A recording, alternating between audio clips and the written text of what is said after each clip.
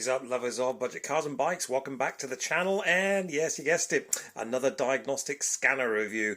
This one's come out of ThinkCAR again. They, if you remember, sent out the ThinkDiag 2, which we have reviewed on the channel. I'll stick a link in on the right hand corner here at some point throughout this video. That is an amazing little scanner. That's the one that you use your phone or your tablet with, and basically it's just a little box, but it's the bi-directional one. I'm still using that now. It's such a great device. I'm still using it now. That's the ThinkDiag 2, but they've just sent out the ThinkScan Max, which is the little brother, as it were, to the ThinkScan Max 2, which is also a bi-directional scanner, but you have to actually pay for the subscription per car on that, which I'll talk to you about a little bit later.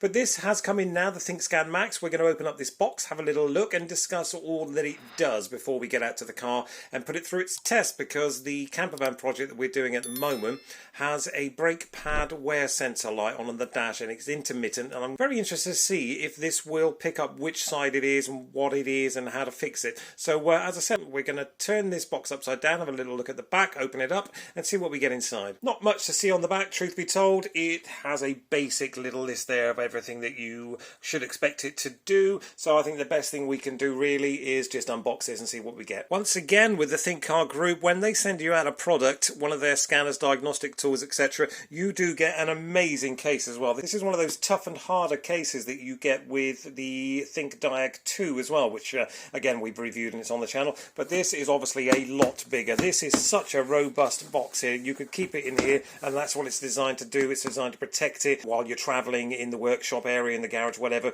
This is a really nice touch, because some of the scanners, even the more expensive ones, don't actually come with a decent case, and I'm really happy to see that. So let's get this opened, see what we get. So there it is in all its glory, the ThinkScan Max that we've just been sent out, and effectively what you get is a 6-inch screen there with a Bluetooth dongle which will connect to the port in your car to allow you to diagnose any issues you've got.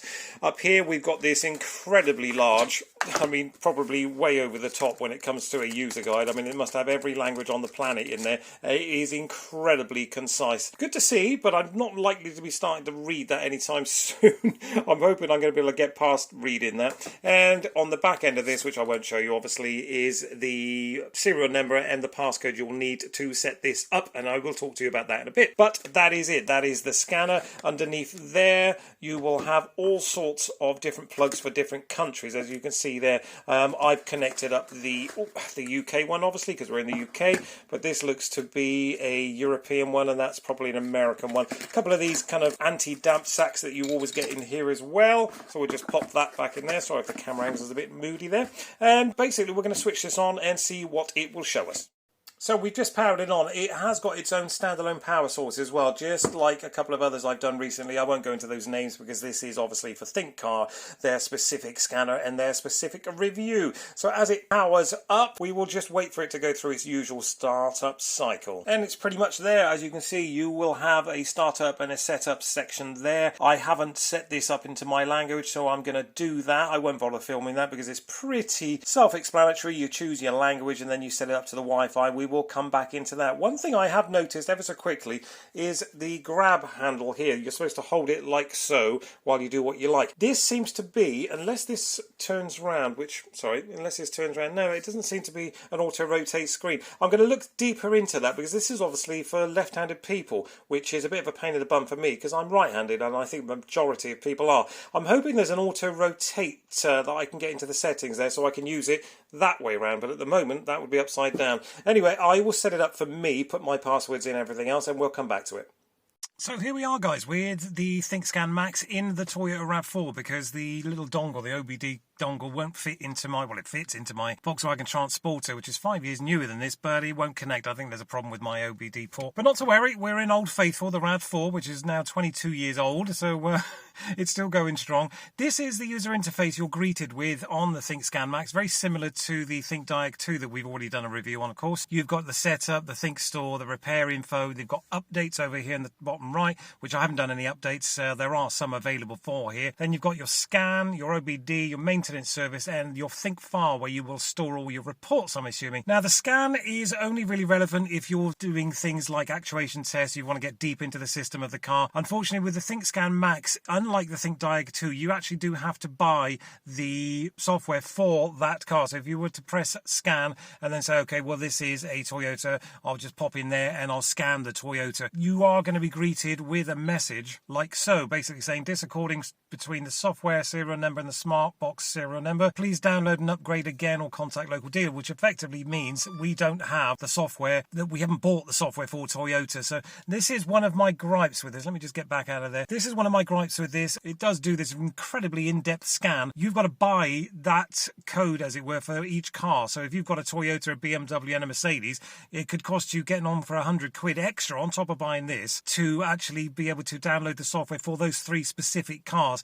If you're a mechanic, then obviously that could get quite expensive. I believe they're about $28 per car, thereabouts, depending on where you are in the world. So we'll call it 25 quid. So if you had 4 cars, say, that's going to be 100 quid on top. When you consider this is getting close to £270 for the ThinkScan Max, and don't get me wrong, it does an incredible amount. I think having to pay for each additional car, as it were, you don't even get one free car. You just basically get the basic OBD functions and the maintenance and servicing, which will work, of course, and we'll get into that in a second. But I do feel that's a little bit of a disadvantage, having to pay for the subscription to each car. So, you know, this is why things like Snap-on, which I'm assuming you get all those cars in there, are like £1,000. So if you were doing a lot, and I mean a lot of cars, I don't think I can recommend this. If you had 2 cars in your house and you wanted to buy this and just basically download the information software for those 2 cars and you weren't going to use it for anything else, brilliant. Yeah, why not? 300 quid and it'll do everything for you. But if you were doing, I don't know, 15, 20 different manufacturers a year, it could get expensive.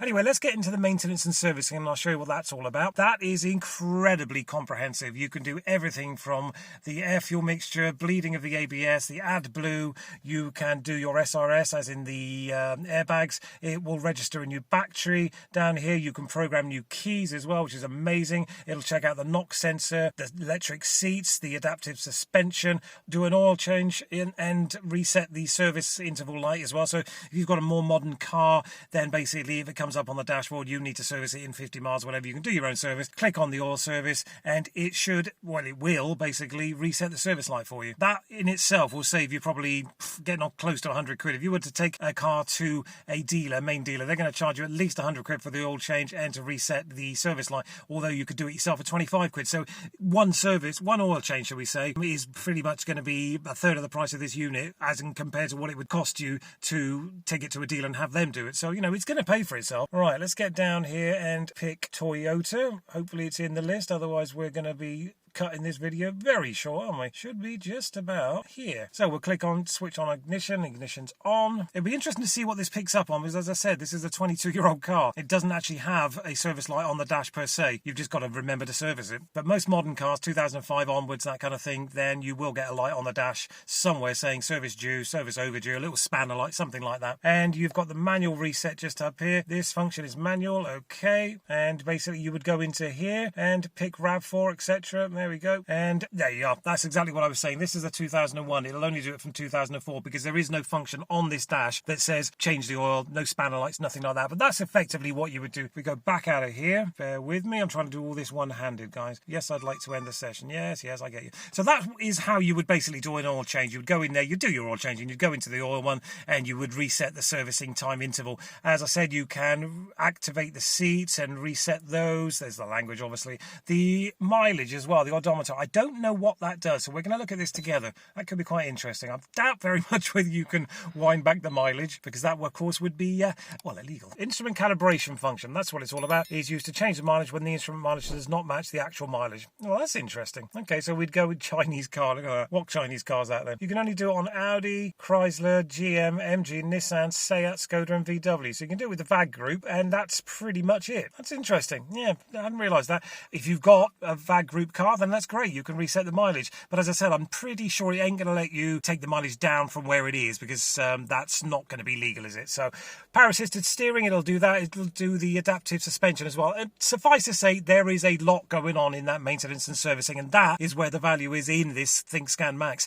You would going to use this basically to, if you're a home mechanic that goes out and charges people, like a mobile mechanic, you would go out, give them an oil change, reset their service light. You could easily charge them, what, 80 quid to do that? Most people would be happy to do that. So you do that 4 times in a month, you've paid for the ThinkScan Max, haven't you? Simple as that. If you're doing your own stuff over a year or so, maybe a couple of years, again, it's going to pay for itself. If you want to do OBD stuff, you've got an engine light on, obviously you just click into that basic function there. You can store all your reports. It'll give you lifetime updates as well for the OBD, so that is perfect. The only thing I don't like is the fact that you've got to pay for a full scan. So for me, at the moment, I've got 2 cars, a VW and a Toyota. I would have to download VW Transporter software and RAV4 to be able to get into these systems. But that would be pointless for the RAV4 because it's a 2000, I think, something like that, 22 years old. So it would be kind of pointless, because as you saw there, 2004 is where you need to be for a big in-depth scan like this.